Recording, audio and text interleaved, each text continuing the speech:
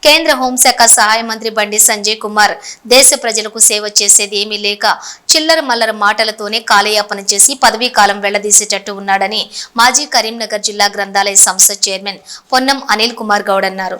నేడు నగరంలోని కరీంనగర్ పట్టణ అసిస్టెంట్ కమిషనర్ ఆఫ్ పోలీస్ కార్యాలయంలో ఏసీపీకి బండి సంజయ్ కుమార్ పైన బీఆర్ఎస్ శ్రేణులతో కలిసి ఫిర్యాదు చేశారు.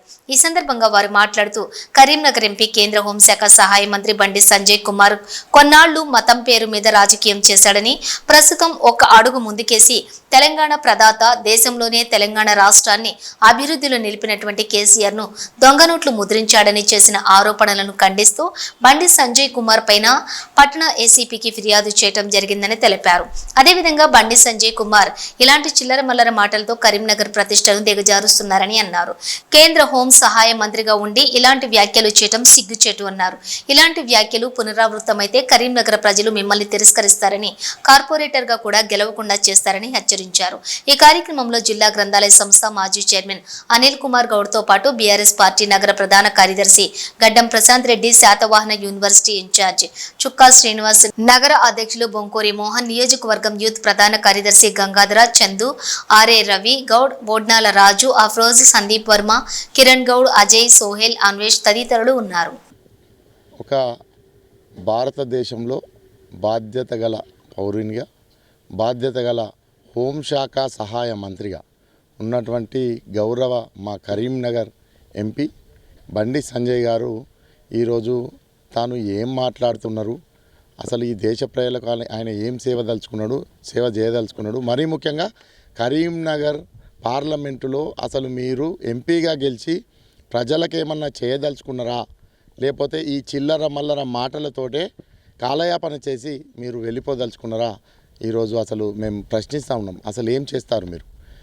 కొన్ని రోజులు కులం మతం పేరుతో విద్వేషాలు రెచ్చగొట్టి నడిపించినారు.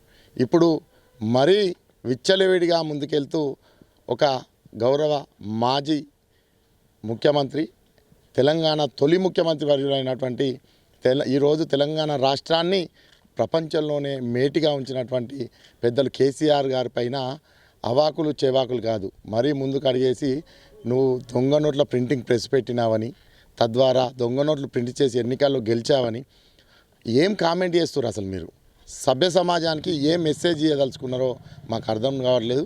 మేము సిగ్గుపడుతున్నాం.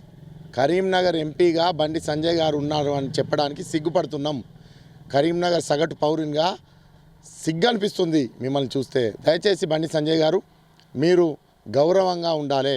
మా కరీంనగర్ అనే పదానికి గౌరవాన్ని తీసుకురావాలి తప్ప ఇలాంటి చిల్లర మల్లర మాటలు మాట్లాడి మన కరీంనగర్ అనే పదానికి అగౌరవాన్ని తీసుకురావడం చాలా బాధాకరం. దయచేసి ఇక ముందు విజ్ఞప్తి చేస్తూ ఉన్నాం. మీరు కేంద్ర మంత్రిగా వచ్చినప్పుడు మేమంతా సంతోషపడ్డాం.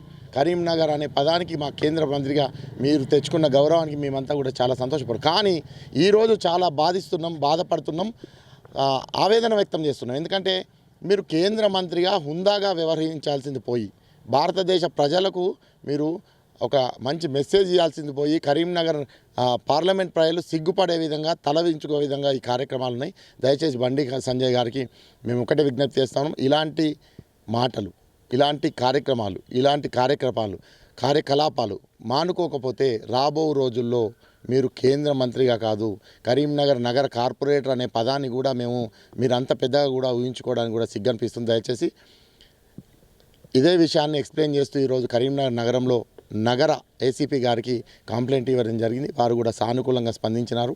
ఎందుకంటే ఒక పెద్ద హోదాలో ఉన్నప్పటికీ కూడా తాను చేసిన వ్యాఖ్యలు బాధాకరం అని చెప్పినాం. మేమంతా కూడా బాధపడమని చెప్పినాం. మాకు గౌరవాన్ని ఇస్తూ వారిపై కంప్లైంట్ తీసుకొని కేసు నమోదు చేస్తారని కూడా ఆశాభావం వ్యక్తం చేస్తున్నాం. ఖబర్దార్ బండి సంజయ్ గారు, రాబో రోజుల్లో ఇలాంటి మళ్ళీ రిపీట్ అయితే మాత్రం మీరు కరీంనగర్ ఎంపీ, కేంద్ర మంత్రి ఏమో కానీ కరీంనగర్ నగరంలో కార్పొరేటర్గా కూడా గెలవడం కష్టం. దయచేసి ఇది మనసులో పెట్టుకొని ప్రజల మనోభావాలు దెబ్బతినే విధంగా, అదేవిధంగా ఇక్కడ తెలంగాణ యొక్క రాజకీయ నాయకులకు ఉన్న గొప్ప విలువను తగ్గించకుండా ఉంటారని విజ్ఞప్తి చేస్తాను.